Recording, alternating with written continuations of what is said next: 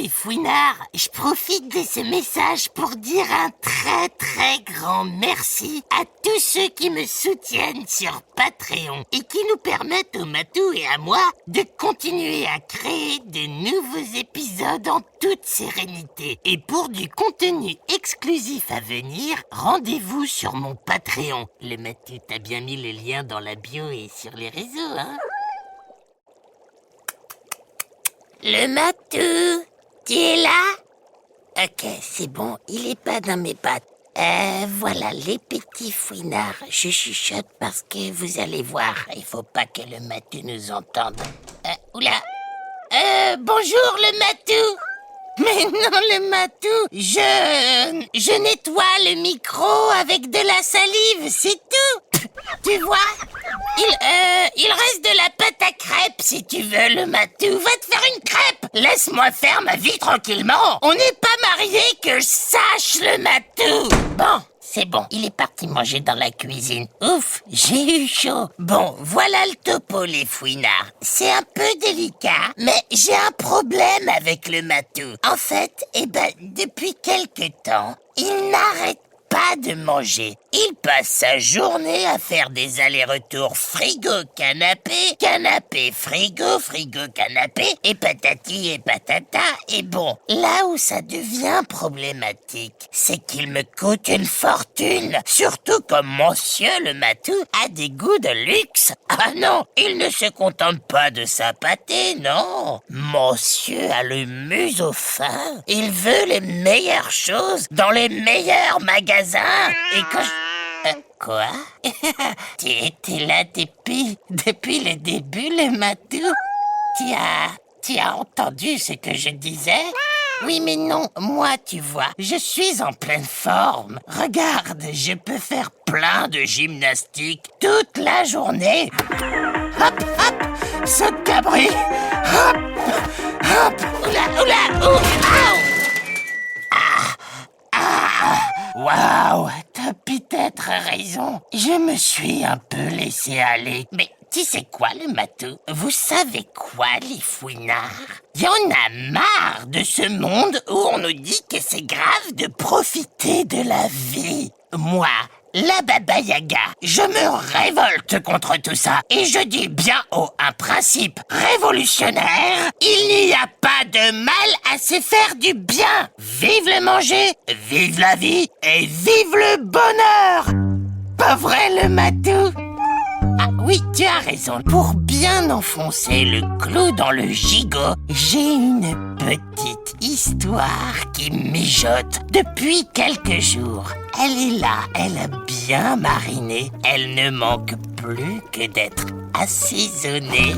Voilà, les petits fouinards. J'ai très hâte de vous la faire goûter. C'est parti. C'est une histoire qui embaume comme un bon potage. Cette histoire, passage, elle s'appelle Le coq et le meunier.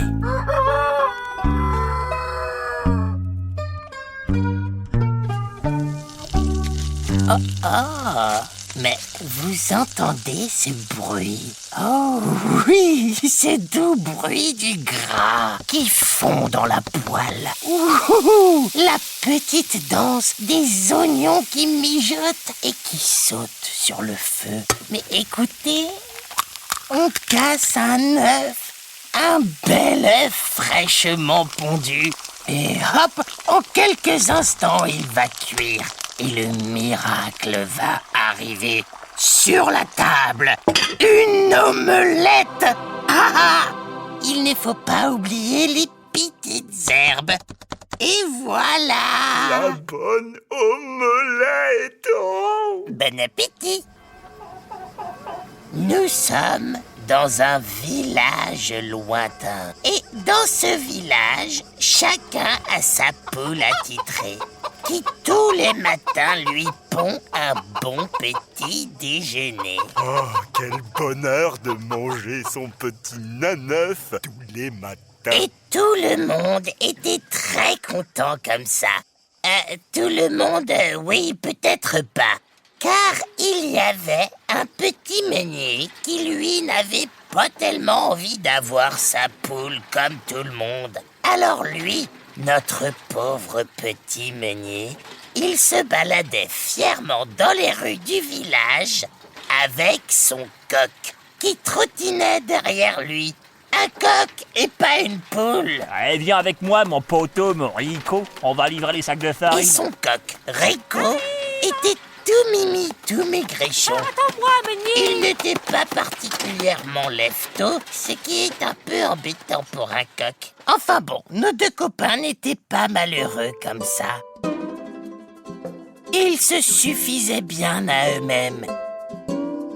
Ils allaient pêcher tous les jours, tranquilles, peinards, au bord de la rivière. Mais dans les villages, comme dans les villes, comme dans les pays, on n'aime pas beaucoup ceux qui regardent le monde de travers. Et un jour, le maire du village fit annoncer partout dans la ville... Votre attention, s'il vous plaît. Votre mère bien-aimée a un message pour vous. Mes chers concitoyens, à partir d'aujourd'hui, pour se conformer aux coutumes ancestrales, aux traditions sacrées de notre beau village, il sera obligé de manger un œuf pour le petit déjeuner. Il a bien raison, monsieur le maire. Eh ben moi je trouve ça très bien. Moi je trouve ça très bien aussi. Les traditions, c'est sacré. Le milice de l'œuf se chargera de faire le tour des tables du petit déjeuner pour vérifier que l'œuf a bien été mangé. Des peines de prison pourront être appliquées. Bonne journée à tous. Eh mais regardez, c'est le meunier. Avec son coq. Et son coq, il pond pas d'œufs. Ça veut dire qu'il en mange pas le matin. Il respecte pas les règles, hein. Il menace notre tradition. Ça va être la fin de notre beau village. La fin des temps. Oh non, mais on est menacé. Et quand on est menacé, y a qu'une seule solution. Il faut se défendre. Tout le monde au moulin de meunier. Suivez-moi. Et la foule en furie se met en route vers le moulin près de la rivière.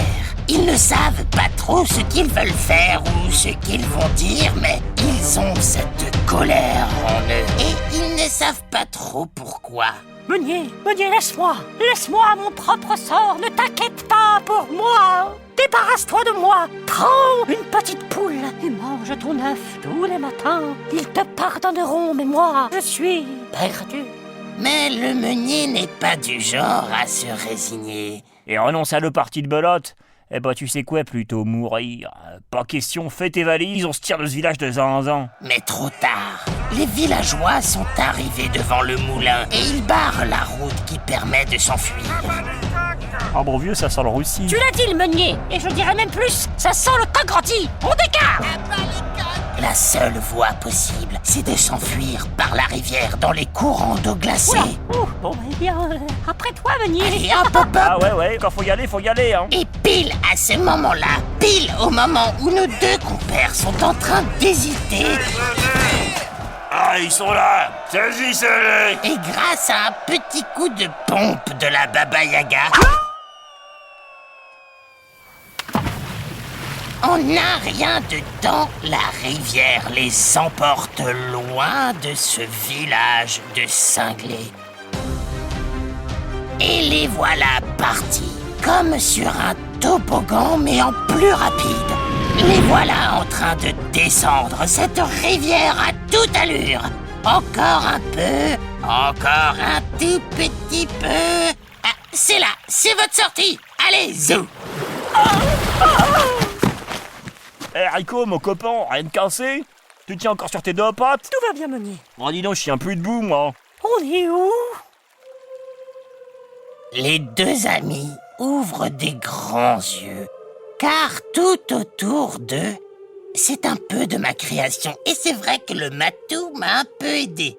Mais autour d'eux, c'est un petit coin de nature qu'on croirait tout droit sorti d'un rêve. Un grand arbre qui donne de l'ombre et qui mouille ses branches dans l'eau. La rivière s'est bien calmée et le soleil crée un festival de lumière. et de beauté sur les flots. Ah, je vais te dire, mon petit Rico, c'est l'endroit idéal pour tout recommencer. Ah, je vais nous faire un beau petit moulin au bord de la rivière. On sera comme des cocopas si tu me passes l'expression, Rico. Un, deux, ça ira très très vite. Au boulot! Et nos deux amis se mettent au travail et très vite, avec toute la bonne humeur et la joie d'être ensemble qu'ils ont, en un rien de temps, ils construisent une grange, un moulin qui tourne à toute vitesse et surtout un merveilleux jardin au bord de l'eau, avec des fleurs nouvelles et jamais vues dans le royaume. Ah, mais mon vieux Rico, je savais pas que t'étais doué comme ça. C'est comme avec le fromage de brebis. Après la première bouchée, comment dire, on a du mal à s'arrêter. Ouais, l'autre, oh, comme il y va. Tout était parfait et nos deux amis vivaient dans leur petit paradis, d'autant plus paradisiaque que c'était en chantant qu'ils l'avaient créé. Et quand je regarde comment tout ça s'est passé, et tu sais quoi, je me demande si nous ne sommes pas à la fin d'une histoire, voire même d'un conte de fées. Mais mon petit meunier, ce serait trop facile et peut-être même un peu démodé. Un jour que nos deux copains sont en train de pêcher au bord de l'eau, ils entendent une trompette à l'autre bout de la vallée. Oh, qu'est-ce que c'est que ça, meunier? Tu entends? Une troupe de musiciens égarés? J'espère qu'ils feront du jazz. Ah bah non, le son est un peu trop dur, un peu trop mal interprété. Ah bah non, ça trompe pas, c'est une trompette de soldats, excuse-moi, je m'y connais. Et en effet, nos deux amis voient débarquer sur leur terrain aux herbes folles une immense procession de soldats. Et sur un énorme char, porté par des serviteurs zélés, un riche propriétaire terrien. Qu'est-ce que c'est que ce bonhomme? Et là, le riche propriétaire regarde tout autour de lui avec avidité. Un peu comme le matou quand je prépare un truc au chocolat, tiens. Et avec un sourire carnassier, il dit « Oh, pas mal cet endroit, mais vous êtes chez moi. Tout ici m'appartient. Alors vous avez, disons, 5 minutes pour vider les lieux. Vous avez pas le droit de faire ça, c'est interdit de venir et de voler la vie des gens comme ça. Vous n'avez plus que 3 minutes pour partir. On bougera pas! Soldats, préparez-vous. C'est chez nous, c'est notre jardin. On a tout construit, avec nos propres mimines, là. Comme ils sont ennuyeux, les pauvres, avec leurs convictions, leur trémolo dans la voix. Soldats, prenez tout. Le moulin, ce magnifique petit jardin, la grange, les chèvres aussi. Vous prenez tout. Et les petits soldats, dociles, avec leur regard vide, se mettent à tout démonter. Le jardin, la maison, le moulin et même l'arbre sous lequel ils aimaient pêcher. Oh non, ils détruisent tout. Tout le travail de ces dernières années du coq et du meunier, en quelques secondes, tout est mis à bas. Oh non! Dérobé, volé. Les carottes! Et finalement, Ne touchez pas à mes carottes! emporté. Un plaisir de faire affaire avec vous. Soldats, en route. Et alors que le convoi s'éloigne, le meunier s'effondre à genoux. La maison. Leur paradis est fini. Il ne reste que des ruines et de la terre retournée. Meunier, écoute-moi. On reconstruira tout. On va... Meunier? Mais le meunier est comme une statue de glace. Il ne trouve rien à dire. Il ne comprend pas ce qui vient de lui arriver. Il ne comprend pas cette si soudaine et sèche méchanceté. Mais heureusement, son fidèle coq pose son aile sur son épaule et il lui dit Oh, ne bouge pas de là, mon petit meunier. Je m'en vais, mais je reviens très bientôt, je te le promets. Je vais voir le propriétaire, je vais négocier, je vais le supplier qu'il nous rende au moins le moulin pour tenir jusqu'à l'été. Je reviendrai et je referai vivre notre rêve à tous les deux. Et Rico recouvre notre meunier d'une couverture et le laisse dans la petite cabane au fond du jardin que les soldats ont oublié d'emporter. Reste là, mon ami, mon poteau, je reviens vite. Et notre coq Rico, le cœur plein d'espoir, la poitrine pleine de À courage, nous deux, propriétaires. il s'élance sur la route à la poursuite de son rêve. Ça, c'est un bon copain.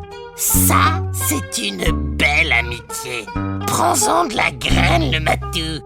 C'est pas toi qui irais faire ça pour ta bonne vieille Baba Yaga. Non, toi, tout ce que tu sais faire, c'est schmouter. Tu vois, par exemple, l'autre jour, quand je me suis réveillé du mauvais pied, ça t'est pas venu un seul instant à l'idée que tu pouvais venir m'apporter le petit déjeuner au lit. Le prochain épisode, ça continue. Je continue mon histoire de coq et de meunier et vous allez voir, les petits fouinards. La suite de l'histoire s'annonce gigantesque. Non, le matou, je n'en dis pas plus. Non, je n'en dis pas plus. Les bonnes histoires, c'est comme quand on a plein de bonbons dans sa maison, on a envie de les manger tous et tout de suite. Mais il faut savoir se contrôler, être maître de ses passions. Je vous laisse méditer sur ces bonnes paroles, les petits fouinards. Allez, hop, fini le premier épisode, emballé c'est pesé, le micro est coupé. Maintenant, le matou, tu vas me chercher tous les bonbons de la maison, tout de suite, le matou. Et prends le cassoulet. Je vais pas me laisser mourir de faim non plus.